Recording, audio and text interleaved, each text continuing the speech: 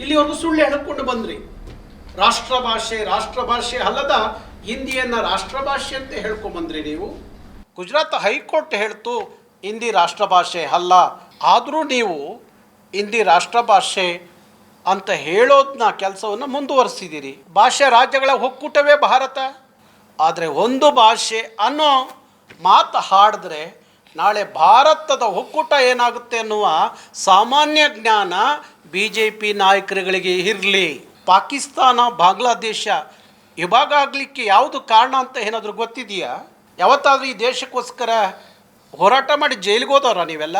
ಯಾವ ಹಿಂದಿ ಭಾಷಿಕರು ಬಂದಿದ್ರೋ ಬರೆದ್ರೋ ಅವ್ರಿಗೆ ಪ್ರಮೋಷನ್ ಸಿಕ್ತು. ಯಾಕಂದರೆ ಕನ್ನಡದ ಮಕ್ಕಳಿಗೆ ಹಿಂದಿ ಅರ್ಥ ಆಗಲಿಲ್ಲ. ನಿಮಗೆ ಗೊತ್ತಿಲ್ಲ ಇತಿಹಾಸ. ಅವತ್ತಿಗೆ ನಮ್ಮ ಪಂಪ ಹೇಳಿದರು ಕನ್ನಡ ದೇಶದೋಳು ಅಂತ. ಭಾರತದ ಪರಿಕಲ್ಪನೆ ಇಲ್ಲದಂಥ ಕಾಲದಲ್ಲಿ ಕನ್ನಡ ದೇಶದೋಳು ಅಂತ ಪಂಪ ಕರೆದಿದ್ರು.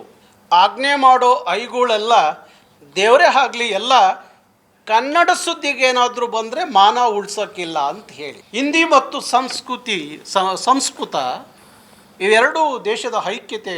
ಹಾಗಾದರೆ ಬೇರೆ ಭಾಷೆಗಳೆಲ್ಲ ಏನಂತ ಅಂದ್ಕೊಂಡಿದ್ದೀರಿ? ಎಲ್ಲ ವಿಚಾರದಲ್ಲೂ ರಾಜಕಾರಣ ಮಾಡೋಕ್ಕೆ ನಿಂತರೆ ಕಲೀರಿ. ತಮಿಳ್ನಾಡಲ್ಲಿ ಕಲೀರಿ, ಅಲ್ಲಿ ದ್ವಿಭಾಷಾ ಸೂತ್ರ, ಅಲ್ಲಿ ಹಿಂದಿ ಮತ್ತು ಇಂಗ್ಲೀಷ್. ನಾವು ಮಾತ್ರ ತ್ರಿಭಾಷಾ ಸೂತ್ರ. ಇದು ಯಾವ ಧರ್ಮ ನಿಮ್ಮದು? ಬಾರಿ ಧರ್ಮ ರಾಜಕಾರಣ ಮಾಡೋರಿಗೆ ನಿಮಗೆ ಯಾವ ಧರ್ಮ ಅರ್ಥ ಇದೆಯಾ? ನಾಡಿನ ಅನೇಕ ಚಿಂತಕರು ಅವತ್ತಿನ ಕಾಲಕ್ಕೆ ತ್ರಿಭಾಷಾ ಸೂತ್ರ ಬೇಡ ಅಂತ ಹೇಳಿದ್ರು. ತ್ರಿಭಾಷದ ಹೊರೆಯನ್ನು ನಮ್ಮೆಲ್ಲ ಹಾಕಬೇಡಿ ಅಂತ ಹೇಳಿದ್ರು. ಶೇಷಗಿರಿ ರಾಯರು, ಕಮಲಾ ಹಂಪಣ್ಣ, ಅವತ್ತು ಸೈನ್ಯದ ಮುಖ್ಯಸ್ಥರಾಗಿದ್ದಂಥ ಜನರಲ್ ಕಾರ್ಯಪ್ಪನವರು ಹೇಳಿದ್ರು. ಅವನ್ನೆಲ್ಲ ಏನಂತ ಕರಿತೀರಿ?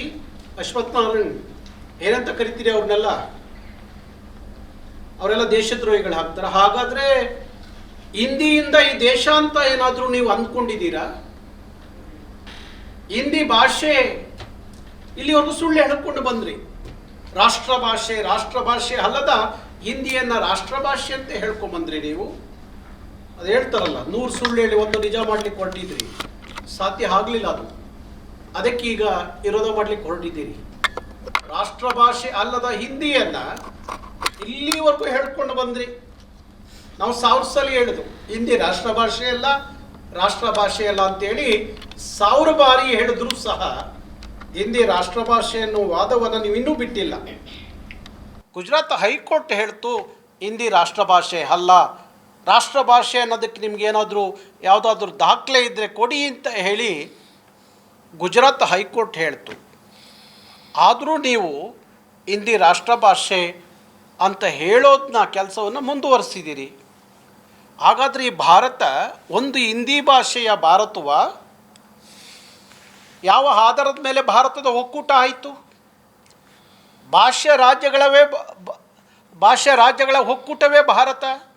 ಇಲ್ಲಿಯ ಭಾಷೆ, ಇಲ್ಲಿಯ ಸಂಸ್ಕೃತಿ, ಇಲ್ಲಿಯ ಆಚಾರ ವಿಚಾರ ಭಾರತ ಶ್ರೀಮಂತಗೊಂಡಂಥದ್ದು.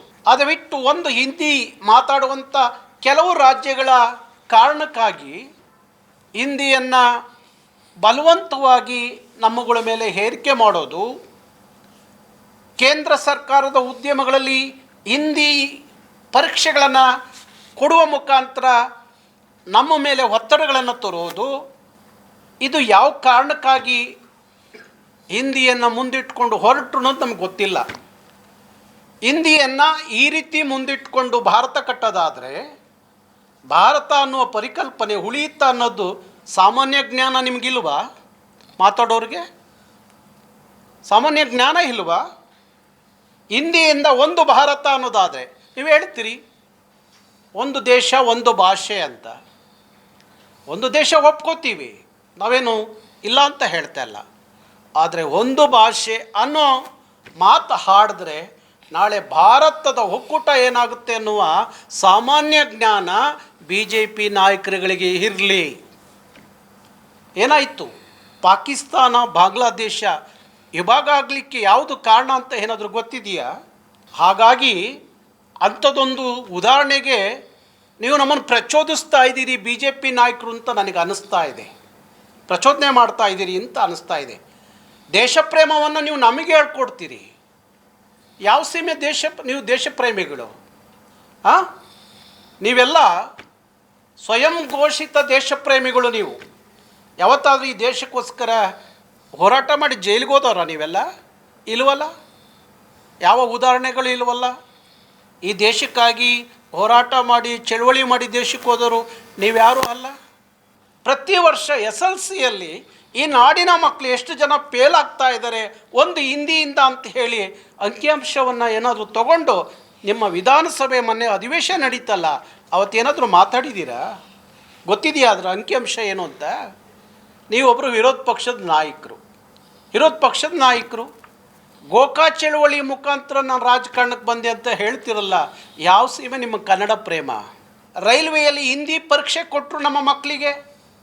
ಡಿ ಗ್ರೂಪ್ನಲ್ಲಿ ಕೆಲಸ ಮಾಡುವಂಥ ಕನ್ನಡದ ಮಕ್ಕಳು ಅಲ್ಲಿ ಪ್ರಮೋಷನ್ಗೋಸ್ಕರ ನಡೆಯುವಂಥ ಒಂದು ಪರೀಕ್ಷೆ, 5ನೇ ಕ್ಲಾಸು 7ನೇ ಕ್ಲಾಸು ಪಾಸಾಗಿ ಬಂದಂಥ ಡಿ ಗ್ರೂಪಿನವ್ರಿಗೆ ನೀವು ಹಿಂದಿ ಇಂಗ್ಲೀಷಲ್ಲಿ ಕೊಟ್ಟು ಪ್ರಮೋಷನ್ಗೆ ಪರೀಕ್ಷೆ ಬರೀರಿ ಅಂತ ಹೇಳಿದ್ರಲ್ಲ.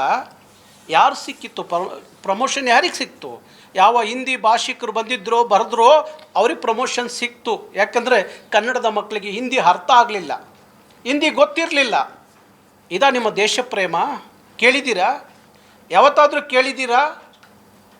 ಕನಿಷ್ಠ ಯಡಿಯೂರಪ್ಪನಿಗಿರೋ ಕಾಳಜಿ ಇಲ್ವಲ್ರಿ ನಿಮಗೆ? ಯಾರಿಗೂ ಯಡಿಯೂರಪ್ಪನವ್ರಿಗಿರೋ ಕಾಳಜಿ ಇಲ್ಲ ನಿಮಗೆ. ನೀವು ಮಹಾ ದೇಶಭಕ್ತರು, ಸ್ವಯಂ ಘೋಷಿತ ದೇಶಭಕ್ತರು. ಇವರು ಬಿಟ್ಟರೆ ದೇಶದಲ್ಲಿ ಇನ್ಯಾರೂ ದೇಶಭಕ್ತರೇ ಇಲ್ಲ. ರಾಜ್ಯಗಳಿಂದ ದೇಶ ಆಗಿದೆ. ನಿಮಗೆ ಗೊತ್ತಿಲ್ಲ ಇತಿಹಾಸ. ಅವತ್ತಿಗೆ ನಮ್ಮ ಪಂಪ ಹೇಳಿದರು ಕನ್ನಡ ದೇಶದೋಳು ಅಂತ. ಭಾರತದ ಪರಿಕಲ್ಪನೆ ಇಲ್ಲದಂಥ ಕಾಲದಲ್ಲಿ ಕನ್ನಡ ದೇಶದೋಳು ಅಂತ ಪಂಪ ಕರೆದಿದ್ರು. ಸ್ವಲ್ಪ ಇತಿಹಾಸ ಓದ್ಕೊಳ್ಳಿ ತಾವುಗಳು. ಅದು ಬಿಟ್ಟು ಈ ಥರ ಹಸಿ ಸುಳ್ಳುಗಳು ಹೇಳಿ ದೇಶ ಭಾಷೆ ರಾಷ್ಟ್ರಭಾಷೆ ಅಂತ ಹೇಳ್ಕೊಂಬಂದ್ರಲ್ಲ ನೀವು. ನನಗೆ ಅನಿಸುತ್ತೆ ರಾಜರತ್ನಂ ಅವರ ಒಂದು ಪದ್ಯ ನೆನಪಿಗೆ ಬರುತ್ತೆ. ಆಜ್ಞೆ ಮಾಡೋ ಐಗಳೆಲ್ಲ ದೇವರೇ ಆಗಲಿ, ಎಲ್ಲ ಕನ್ನಡ ಸುದ್ದಿಗೆ ಏನಾದರೂ ಬಂದರೆ ಮಾನ ಉಳ್ಸೋಕ್ಕಿಲ್ಲ ಅಂತ ಹೇಳಿ. ನಿಮಗೆ ಇದನ್ನು ಚೆನ್ನಾಗಿ ಅರ್ಥ ಮಾಡ್ಕೊಳ್ಳಿ. ಯಾವುದು ಶಂಕರಿನ ತೀರ್ಥ, ಈ ನಮ್ಮ ಕರ್ನಾಟಕದ BJP ನಾಯಕರುಗಳು ಮಾತಾಡ್ತಾ ಇರೋದು ಅವ್ರ ಮಾತುಗಳಲ್ಲ, ಯಾವುದು ಶಂಕನಿಂದ ಬಂದಂಥ ತೀರ್ಥ ಅಂತ ಅನ್ನಿಸ್ತಾ ಇದೆ. ಯಾರು ನಿಮ್ಮ ರಾಷ್ಟ್ರ ನಾಯಕರುಗಳು ಏನಾದ್ರು ನಿಮಗೆ ವಿರೋಧ ಮಾಡಿ ಕರ್ನಾಟಕ ಸರ್ಕಾರ ತಂದಿರುವಂಥ ಐತಿಹಾಸಿಕ ತೀರ್ಪನ್ನು ವಿರೋಧ ಮಾಡಿ ಅಂತ ಏನಾದರೂ ಹೇಳಿದಾರೇನೋ? ಅದಕ್ಕೆ ವಿರೋಧ ಮಾಡ್ತಾಯಿದ್ದೀರಾ? ಕಾಂಗ್ರೆಸ್ ಪಕ್ಷ ಅಧಿಕಾರದಲ್ಲಿದೆ ಅನ್ನೋದಕ್ಕೆ ವಿರೋಧ ಮಾಡೋದಾದರೆ ಮಾಡ್ಕೊಳ್ಳಿ, ನಮಗೇನು ಇದಿಲ್ಲ. ಆದರೆ ಅದರ ಪರಿಣಾಮ ಏನಾಗಿತ್ತು ಕರ್ನಾಟಕದ ಮಕ್ಕಳ ಮೇಲೆ? ಬರೇ ನೀವು ಹಿಂದಿ ಕಲಿಬೇಕು ಬಲವಂತವಾದ ಹೇರಿಕೆ. ನೀವು ಹೇಳ್ತೀರಿ ಹಿಂದಿ ಮತ್ತು ಸಂಸ್ಕೃತ ಇವೆರಡೂ ದೇಶದ ಐಕ್ಯತೆ. ಹಾಗಾದರೆ ಬೇರೆ ಭಾಷೆಗಳೆಲ್ಲ ಏನಂತ ಅಂದ್ಕೊಂಡಿದ್ದೀರಿ? ಹಾಂ, 2 ಭಾಷೆ ಉಳಿಸ್ಕೊಂಡು ದೇಶ ಉಳಿಸ್ಕೊಳ್ಳೋಕ್ಕಾಗುತ್ತೇನೋ? ಇದೆಲ್ಲ ಬಿಟ್ಬಿಟ್ಟು ಈ ನಾಡಿನ ಮಕ್ಕಳ ಹಿತವನ್ನು ನೋಡ್ರಿ. ಫಸ್ಟು ಈ ನೆಲದ ಮಕ್ಕಳು ಏನಾಗಿದ್ದಾರೆ, ಏನು ಆಗ್ತಾ ಇದ್ದಾರೆ ಅದನ್ನು ತಿಳ್ಕೊಳ್ಳಿ. ಪ್ರತಿ ವರ್ಷ ಏನಾಗ್ತಾ ಇದೆ ಅಂತೇಳಿ ತಿಳ್ಕೊಳ್ಳಿ. ನಿಮ್ಮದೇ ಆದಂಥ ಕೇಂದ್ರದ ಉದ್ಯಮ ರೈಲ್ವೆ ಇಲಾಖೆಯಲ್ಲಿ ಎಷ್ಟು ಅನ್ಯಾಯ ಆಗ್ತಾ ಇದೆ. ಹಿಂದಿ ಮುಂದಿಟ್ಕೊಂಡು ನಮ್ಮ ನಾಡಿನ ಮಕ್ಕಳ ಮೇಲೆ ಎಷ್ಟು ಅನ್ಯಾಯ ಆಯಿತು. ಮೊನ್ನೆ ಯಾರು ಒಬ್ಬ ಸಂಸದರು ಮಾತಾಡಲಿಲ್ಲ, ಕಾಂಗ್ರೆಸ್ನವರು ಮಾತಾಡಲಿಲ್ಲ, BJPಯವರು ಮಾತಾಡಲಿಲ್ಲ. ಮತ್ತು ನಾವೇ ಬೀದಿಗಿಳಿಬೇಕು, ಚಳವಳಿಗಾರರೇ ಬೀದಿಗಿಳಿಬೇಕು, ನಾವು ಕೇಸ್ ಹಾಕಿಸ್ಕೋಬೇಕು, ಜೈಲಿಗೆ ಹೋಗಬೇಕು. ಮತ್ತು ನಿಮ್ಮನ್ನು ಆಯ್ಕೆ ಮಾಡಿ ಯಾಕೆ ಕಳಿಸಿರೋದು? ನಿಮ್ಮನ್ನು ಆಯ್ಕೆ ಮಾಡಿ ಕಳಿಸಿರೋದು? ಇಲ್ಲಿ ರಾಜಕೀಯ ತೊಗೊಂಬರ್ತೀರಲ್ರಿ. ಇಂಥ ವಿಚಾರದಲ್ಲಿ ರಾಜಕಾರಣ ಮಾಡೋಕ್ಕೆ ಕೊಟ್ಟಿರಿ. ಎಲ್ಲ ವಿಚಾರದಲ್ಲೂ ರಾಜಕಾರಣ ಮಾಡೋಕ್ಕೆ ನಿಂತರೆ ಕಲೀರಿ, ತಮಿಳ್ನಾಡಲ್ಲಿ ಕಲೀರಿ. ನಾವು ತ್ರಿಭಾಷಾ ಸೂತ್ರ ತರ್ತೀವಿ ಅಂತ ಹೇಳಿ ತಮಿಳ್ನಾಡಲ್ಲಿ ಬದುಕಿ ನೀವು ಆಚೆಗೆ ಬನ್ನಿ ನೋಡೋಣ, ಅದನ್ನು ಹೇಳಿ ಘೋಷಣೆ ಮಾಡಿ. ಆಗುತ್ತಾ? ಸಾಧ್ಯ ಇದೆಯಾ? BJP ಅಧಿಕಾರದಲ್ಲಿ ಇದ್ದರೂ ಮಹಾರಾಷ್ಟ್ರದಲ್ಲಿ ದ್ವಿಭಾಷಾ ಸೂತ್ರ ಜಾರಿಗೆ ತರ್ತಾರೆ. ಅದು ಆ ರಾಜ್ಯದ ಪ್ರೀತಿ, ಆ ಮಕ್ಕಳ ಪ್ರೀತಿ, ಆ ನಾಯಕರುಗಳಿಗೆ. ಇವ್ರು ಏನು ಎಲ್ಲ ವಿಶ್ವಮಾನವರು ಇವರು. ಬರೀ ಅಲ್ಲಿ ಹಿಂದಿ ಇಟ್ಕೊಳ್ರಿ. ಉತ್ತರ ಭಾರತದ ರಾಜ್ಯಗಳಲ್ಲಿ ಅಲ್ಲಿ ದ್ವಿಭಾಷಾ ಸೂತ್ರ, ಅಲ್ಲಿ ಹಿಂದಿ ಮತ್ತು ಇಂಗ್ಲೀಷ್.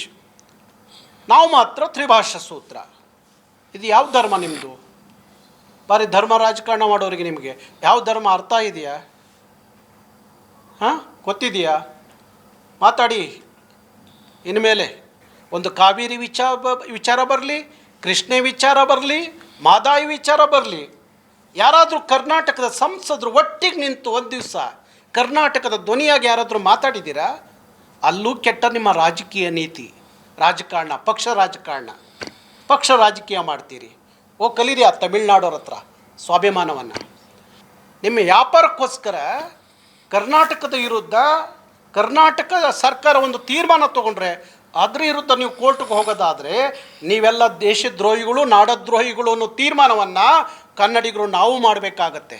ರಾಜ್ಯದ ಜನರನ್ನು ಕ್ಷಮೆ ಕೇಳಬೇಕು, ಅವರು ಕನ್ನಡಿಗರನ್ನು ಕ್ಷಮೆ ಯೋಚಿಸ್ಬೇಕು ಅವರು. ಇಲ್ಲ ಅಂದರೆ ಅವ್ರ ಕ್ಷೇತ್ರಗಳಲ್ಲಿ ನಾವೆಲ್ಲ ಅವ್ರ ವಿರುದ್ಧವಾಗಿ ಮುಂದಿನ ಚುನಾವಣೆಯಲ್ಲಿ ಕೆಲಸ ಮಾಡಬೇಕಾಗತ್ತೆ. ಇವರು ಕರ್ನಾಟಕದ ವಿರೋಧಿಗಳು, ಕನ್ನಡ ವಿರೋಧಿಗಳನ್ನು ತೀರ್ಮಾನಕ್ಕೆ ಬರಬೇಕಾಗತ್ತೆ. ಶೋಭಾ ಕರಂದ್ಲಾಜೆ ತಾಯಿ ಅವ್ರು ಈಗ ಹಿಂದಿ ಕಲಿತವ್ರೆ, ಬಲವಂತವಾಗಿ ಹಿಂದಿ ಕಲಿತಾ ಇದ್ದಾರೆ. ಅವ್ರನ್ನ ಹೈಕಮಾಂಡನ್ನು ಒಪ್ಸೋಕ್ಕೆ, ಅವ್ರನ್ನ ತೃಪ್ತಿಪಡಿಸೋಕ್ಕೋಸ್ಕರ ಹಿಂದಿ ಕಲಿಯುವಂಥ ಶೋಭಾ ಕರಂದ್ಲಾಜೆಯವರೇ, ಅಬ್ಬಾಬಬ್ಬಾ, ನಿಮ್ಮ ಸಾಧನೆ ಏನು? ಕರ್ನಾಟಕಕ್ಕೆ ಮಂತ್ರಿ ಆಗಿದ್ರಿ, ಏನಾರ ಸಾಕ್ಷಿ ಗುಡ್ಡೆ ಬಿಟ್ಟೋಗಿದ್ದೀರಾ ಕರ್ನಾಟಕದಲ್ಲಿ ನೀವು ಮಂತ್ರಿ ಆಗಿದ್ದಾಗ? ಹಾಂ, ಅಲ್ಲಿ ಹೋಗಿ ಯಾರನ್ನೋ ಮೆಚ್ಚಿಸ್ಲಿಕ್ಕೋಸ್ಕರ ನಿಮ್ಮ ಮಾತೃಭಾಷೆಯನ್ನು ಬಿಟ್ಟು ಹಿಂದಿ ಕಲಿತೀರಿ, ಎಲ್ಲ ಬಲವಂತವಾಗಿ ಹಿಂದಿ ಕಲಿತೀರಿ. ಹಾಂ, ನಮ್ಮ ರಾಷ್ಟ್ರ ನಾಯಕರು ಮೆಚ್ಚಬೇಕು ಅಂತ ಹೇಳಿ ಹರಕಲು ಹಿಂದಿ ಕಲ್ತ್ಕೊಂಡು ಯಾಕ್ರಿ ಜೀವನ ಮಾಡ್ತೀರಿ? ಯಾಕ್ರಿ ಕರ್ನಾಟಕವನ್ನು ವಿರೋಧ ಮಾಡ್ತೀರಿ? ಹಾಂ, ಸರ್ಕಾರದ ತೀರ್ಮಾನವನ್ನು ಯಾಕೆ ವಿರೋಧ ಮಾಡ್ತೀರಿ? ಕನ್ನಡದ ಪರವಾದಂಥ ತೀರ್ಮಾನವನ್ನು. ಇನ್ನೂ ಯಾರ್ಯಾರು ಮಾತಾಡ್ತೀರಿ? ಪುಣ್ಯಾತ್ಮರು ಮಾತಾಡ್ರಿ ನೀವೆಲ್ಲ. ನಿಮ್ಮನ್ನೆಲ್ಲ ಕರ್ನಾಟಕದ ವಿರೋಧಿಗಳು, ಕನ್ನಡದ ವಿರೋಧಿಗಳು, ನಾಡದ್ರೋಹಿಗಳು ಅನ್ನೋ ತೀರ್ಮಾನಕ್ಕೆ ನಾವು ಬೀದಿಯಲ್ಲಿ ಸಾರಿ ಹೇಳ್ತೀವಿ ನಾವು. ಏಪ್ರಿಲ್ 1ನೇ ತಾರೀಕಿಂದ ನೋಡಿ, ಇಡೀ ರಾಜ್ಯದಲ್ಲಿ ಸಾರಿ ಹೇಳ್ತೀವಿ ಈ ಮಾತನ್ನು. ಇಲ್ಲ, ದ್ವಿಭಾಷಾ ನೀತಿ ಆಗುವವರೆಗೂ ನಾವು ಬಿಡೋದಿಲ್ಲ. ಕರ್ನಾಟಕದಲ್ಲಿ ಕರ್ನಾಟಕ ರಕ್ಷಣಾ ವೇದಿಕೆ ಯಾವುದೇ ಕಾರಣಕ್ಕೂ ದ್ವಿಭಾಷಾ ಸೂತ್ರ ಜಾರಿಗೆ ತರೋದಕ್ಕೆ ಬಿಡೋದಿಲ್ಲ. ನಾನು ಮೊನ್ನೆ ಮುಖ್ಯಮಂತ್ರಿಗಳ ಜೊತೆಯಲ್ಲಿ ಮಾತಾಡಿದಾಗ ಇದು ಪ್ರಥಮ ಹೆಜ್ಜೆ ಇಟ್ಟಿದ್ದೀವಿ, ಸ್ವಲ್ಪ ದಿವಸ ಕಾದು ನೋಡಿ ಗೌಡ್ರೆ, ದ್ವಿಭಾಷಾ ಸೂತ್ರವನ್ನು ಜಾರಿಗೆ ತರುವಂಥ ಪ್ರಯತ್ನದಲ್ಲಿ ಇದ್ದೀವಿ ಅನ್ನೋ ಮಾತು ಹೇಳಿದ್ದಾರೆ. ಅವರ ಪಕ್ಷದಲ್ಲೂ ಅವರ ಸರ್ಕಾರದಲ್ಲೂ ಕೆಲವರು ಗೊಂದಲವನ್ನು ಸೃಷ್ಟಿ ಮಾಡಿದ್ದಾರೆ. ಅದನ್ನು ಸರಿ ಮಾಡಿಕೊಂಡು ನಾನು ದ್ವಿಭಾಷಾ ಸೂತ್ರವನ್ನು ಜಾರಿ ತರುವ ಪ್ರಯತ್ನ ಮಾಡ್ತೀನಿ ಅಂತ ಹೇಳಿ ನಮಗೆ ಹೇಳಿದ್ದಾರೆ. ಅವರು ದ್ವಿಭಾಷಾ ಸೂತ್ರ ಜಾರಿಗೆ ತರಲಿಲ್ಲ ಅಂದರೆ ಕರ್ನಾಟಕದ ಕಾಂಗ್ರೆಸ್ ಸರ್ಕಾರದ ವಿರುದ್ಧ ಇಡೀ ರಾಜ್ಯದಲ್ಲಿ ಚಳುವಳಿಯನ್ನು ಪ್ರಾರಂಭ ಮಾಡ್ತೀವಿ. ಪುಟ್ಟಣ್ಣ ಅವರು ಹೋಟ್ಗಳಿಂದ ತಾನೇ MLC ಆಗಿರೋದು, ಅದಕ್ಕಾಗಿ ಪರವಾಗಿ ನಿಂತ್ಕೊಂಡಿದ್ದಾರೆ. ಗೊತ್ತಾಯ್ತಾ? ಅವ್ರಿಗೇನಾದರೂ ಈ ರಾಜ್ಯದ ಮಕ್ಕಳ ಬಗ್ಗೆ ಕಾಳಜಿ ಇರೋದಾದರೆ, ಈ ನಾಡಿನ ಬಗ್ಗೆ ಹಿತ ಇರೋದಾದರೆ, ಪುಟ್ಟಣ್ಣವರು ನನಗೆ ಖಾಸಗಿ ಶಾಲೆಗಳ ಸಂಘದ ಸದಸ್ಯರು ಸಂಘ ಮುಖ್ಯ ಅಲ್ಲ, ಕರ್ನಾಟಕದ ಹಿತ ಮುಖ್ಯ, ಕನ್ನಡದ ಮಕ್ಕಳ ಭವಿಷ್ಯ ಮುಖ್ಯ ಅನ್ನೋದು ಅರಿವಿದ್ದಿದ್ರೆ ಪುಟ್ಟಣ್ಣ ಪತ್ರ ಬರೀತಿರಲಿಲ್ಲ.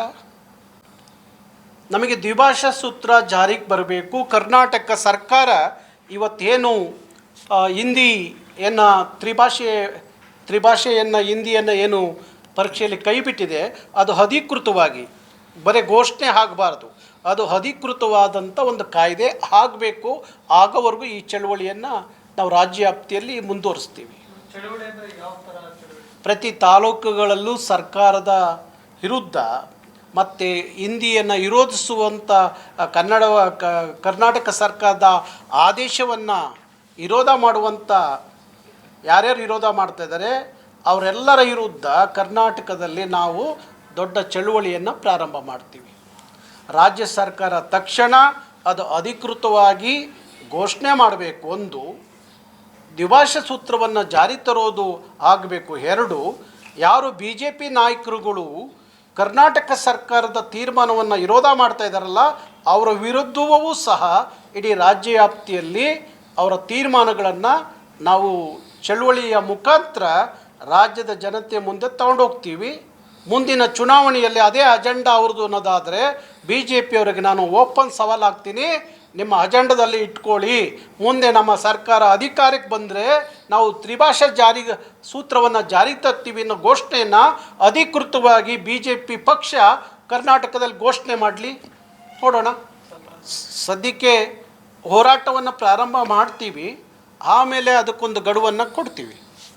ಹೌದು, BJPಯ ಯಾರ್ಯಾರು ನಾಯಕರು ಕರ್ನಾಟಕ ಸರ್ಕಾರ ಈಗೇನು ಆದೇಶ ಮಾಡಿದೆ ಅದನ್ನು ಏನಾದರೂ ವಿರೋಧ ಮಾಡೋದಾದರೆ ಅಂಥ ಎಲ್ಲ BJP ನಾಯಕರ ವಿಧಾನಸಭಾ ಕ್ಷೇತ್ರದಲ್ಲಿ ಕರ್ನಾಟಕ ರಕ್ಷಣಾ ವೇದಿಕೆ ಅವರ ವಿರುದ್ಧ ಹೋರಾಟವನ್ನು ಪ್ರಾರಂಭ ಮಾಡುತ್ತೆ.